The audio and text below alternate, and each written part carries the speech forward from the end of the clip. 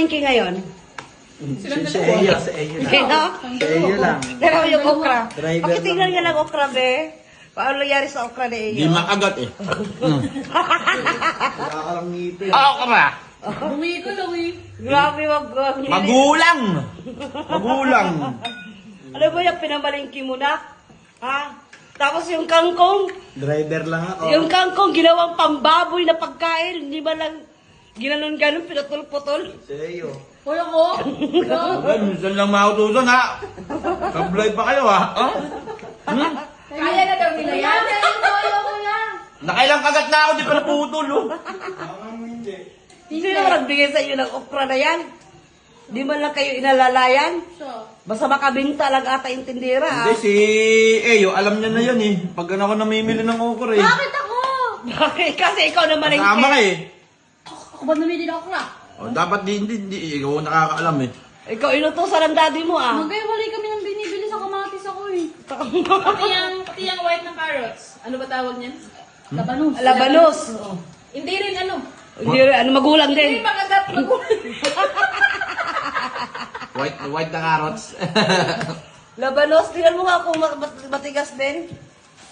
Ay parang ayaw ah. matigas eh. Ayaw maano ah, makagat din ah. Minsan kasi makakalimutan ko yung ano. Sige nga, Yung be. tawag na labanos pala yung white carrots na lang. Ang tigas din. Ano ba naman yung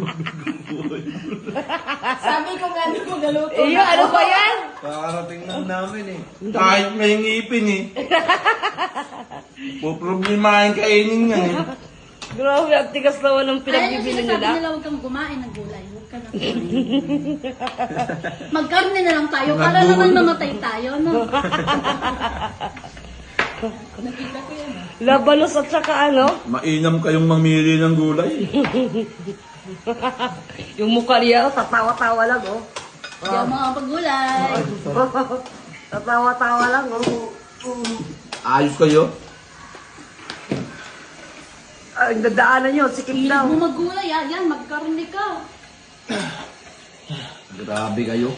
Iyo, Parang hindi ko kayo sinasama sa palengke ah. walang alam na babae. Wala kayong natututunan ah. Kasama ko kayo sa palengke pag namimili ako, hindi wala pala kayo nakikita. Puro daldal nakikita namin. Ganda lang daw be. Puro daldal. Daldal lang daw be. Ano Nung sinasabi ko pagkahiwa ko pa lang sa labanos, alam ko na. Ha? Alam ko na. Ang tunog, ang Kasi crunchy. nahihirapan ako sa mag-slice eh. Crunchy ang tunog. Makrunchy daw yung mga gulay na binili niya be. Crunchy yung labanos. Anong nangyari sa inyo? Anong nangyari?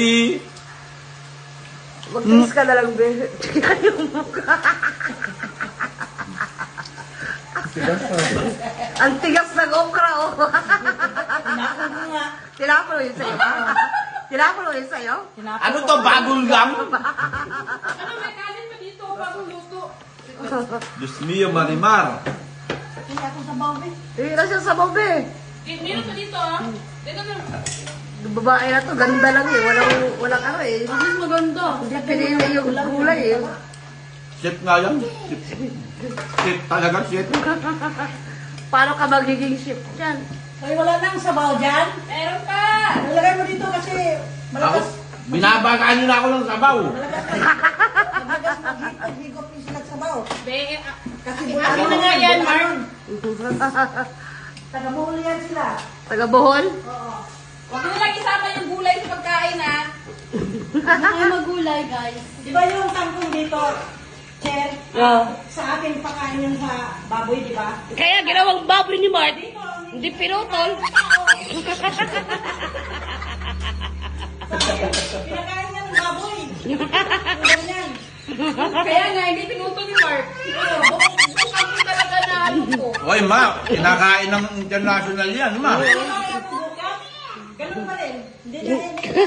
Dinatuno yung kangkong. Ito na.